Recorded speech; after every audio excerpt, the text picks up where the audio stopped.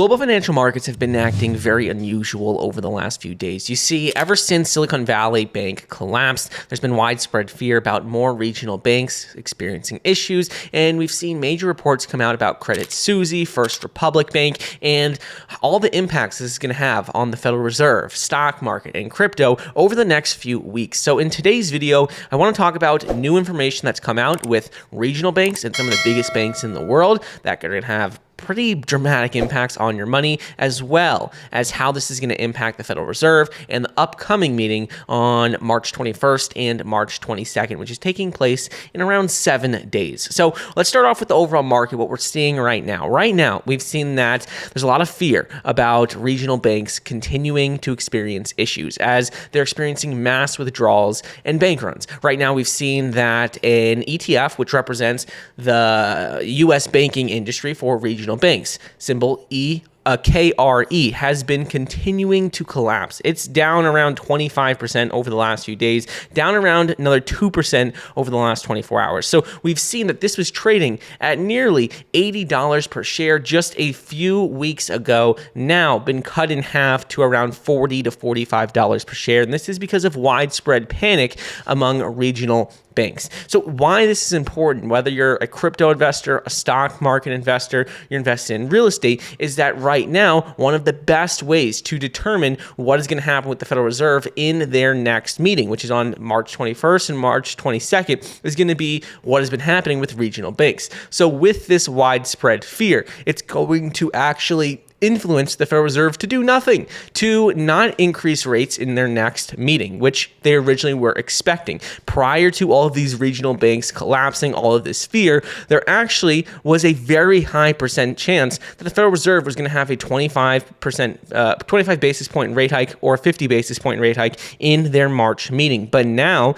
there is vast majority of people, nearly 60% of people, are predicting that there's going to be no rate hike in the March meeting. So this drama with regional banks has completely flipped the Federal Reserve's strategy moving forward because they know they can't push any harder, they can't increase rates any faster without breaking regional banks and breaking the financial system, which they don't want to do. So they need to take a step back, and this is what the markets have been telling them over the last few weeks with everything going on with Silicon Valley Bank and with the few other banks that have experienced major issues. So that is something good if you're an investor, to see that Federal Reserve probably not going to be raising rates in the next meeting on March 21st, March 22nd. I wanted to quickly interrupt today's video to bring you a word from our long-term channel partner, Fairdesk.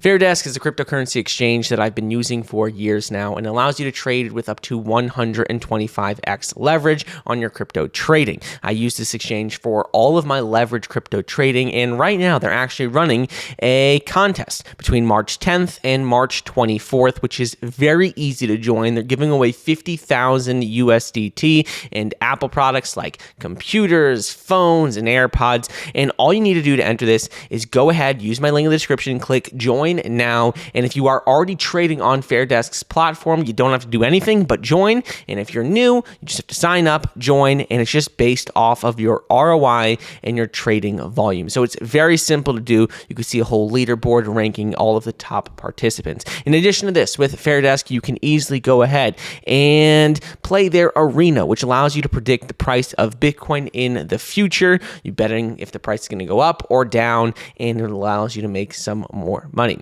The final thing with Fairdesk is recently they had CoinGecko listing. On CoinGecko, you can now track Fairdesk's derivatives and their spot trading volume. You can see with their 24-hour trading volume for derivatives, it's over $4 billion, and with their spot trading, it is currently significantly higher as well, with right around $145 million. So Fairdesk is a rapidly growing cryptocurrency exchange. Like I said, I use it for all of my leverage crypto trading, specifically with Bitcoin and Ethereum, but definitely worth checking this platform out and using it if you're interested in trading crypto, and with their special contest going on, it's definitely worth your time. Anyways, let's get back to the program. Next thing we need to talk about, though, is going to be what's been going on with Credit Suisse, which has nearly $500 billion in assets. Talking about First Republic Bank, there's big news come out with each of these companies. First of which is Credit Suisse. Credit Suisse is one of the largest financial institutions in the world with around $500 billion in assets under management. And Credit Suisse's shares have been plummeting after their largest shareholder, Saudi National Bank, came out and says they will not provide any more financial assistance for Credit Suisse. So we've seen Credit Suisse stock has fallen another 15% to an all-time low. We've continued to see a lot of fear among its projections moving forward, its financial stability moving forward, and what we're seeing with Credit Suisse is that this has been dragging down the entire market over the last few days because people are worried that if Credit Suisse goes to fail, now that their largest shareholder isn't going to be providing any more financial assistance,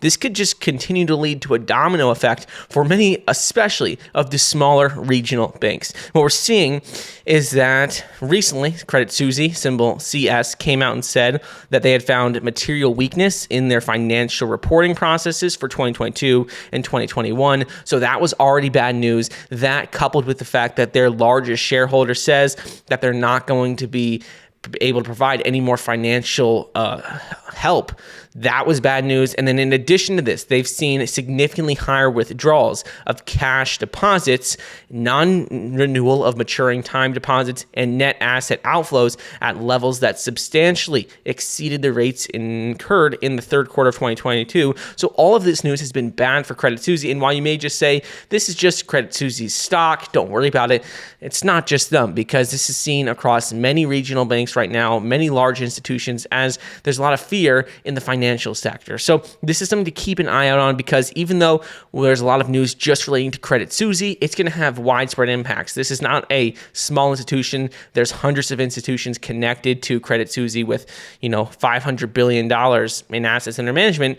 This can have some pretty big impacts. So we need to keep a close eye on what is going on with Credit Suisse. But the big news as of recently is that Saudi National Bank says that they will not be able to provide any more financial assistance. And last thing that has happened as of recently in the banking world is First Republic Bank. First Republic Bank has been cut to junk by S&P on deposit outflow risk. And what this means is that First Republic Bank, their stock, has been struggling, as many of the other regional banks have been struggling as well. But what happened within the last 24 hours was that S&P Global Ratings cut their rating to junk. It went from an A- to a BB+, and it remains on credit watch negative. So there's a lot of concern as to what's happening with this bank, as we're seeing mass withdrawals from their accounts. This is something that we've seen not just in First Republic Bank, but in many other banks as well. And this is something we need to keep an eye out on, because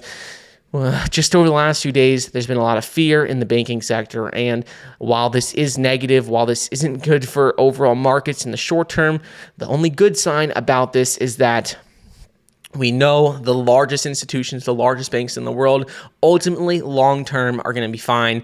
Every single bank is not going to collapse. There's not going to be an issue with every single bank. But short term, we're going to see a lot more issues with the regional banks. People probably moving their money out of smaller regional banks into larger institutions for more security. And other impact of this is going to be with the Federal Reserve raising interest rates in the coming meetings, which we spoke about a bit earlier. So keep an eye out on what is going on with banks right now. I would stay away from regional bank stocks for the time being. In the next couple of weeks, I may consider buying some of them, may even consider getting into this KRE, which is the regional banking ETF for the US. But as of right now, I don't have any exposure. I haven't had any exposure to any regional bank stocks or ETFs, but I will keep an eye out on this as we see what progresses with this whole entire banking crisis. But keep an eye out on that, keep an eye on the Federal Reserve, and just make sure you're continuing to stay diversified, which we have learned. Whether you're in crypto or stock market or in real estate, most important thing is the way to limit your impact of all of these different collapses, all of this drama, is just stay diversified among asset classes as well as sectors of the market.